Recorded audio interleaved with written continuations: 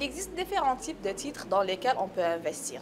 Les plus connus sont les actions et les obligations. C'est quoi une action? L'action est un certificat de propriété, ce qui signifie que si vous achetez une action, vous achetez une fraction du capital de l'entreprise ou vous prenez participation dans cette entreprise.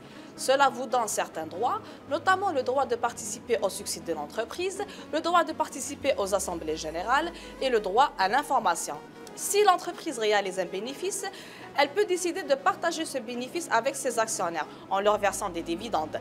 D'un autre côté, si l'entreprise subit des pertes, il se peut qu'aucun dividende ne soit versé et le cours de l'action peut alors chuter.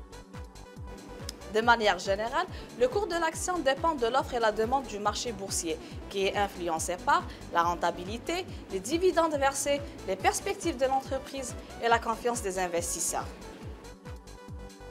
C'est quoi une obligation? En achetant une obligation, l'investisseur prête de l'argent à l'entreprise qui émet des obligations, appelées aussi émetteurs. En général, l'investisseur perçoit chaque année et jusqu'à la date d'échéance des intérêts, appelés aussi coupons. À cette date d'échéance, l'entreprise rembourse à l'investisseur un montant supérieur à celui du montant investi. Comme les actions, les obligations peuvent être échangées ou négociées sur le marché boursier.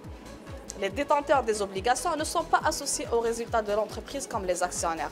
C'est la principale différence entre action et l'obligation. Il existe différents types d'obligations. Les plus connus ou les plus usités sont les obligations à taux d'intérêt fixe, où les coupons versés périodiquement sont les mêmes, contrairement aux obligations à taux d'intérêt variable, dont les coupons dépendent d'un taux de référence. Les obligations sont souvent considérées moins risquées que les actions. Le détenteur d'obligations a moins de risques de perdre son argent au cas où l'entreprise fait faillite.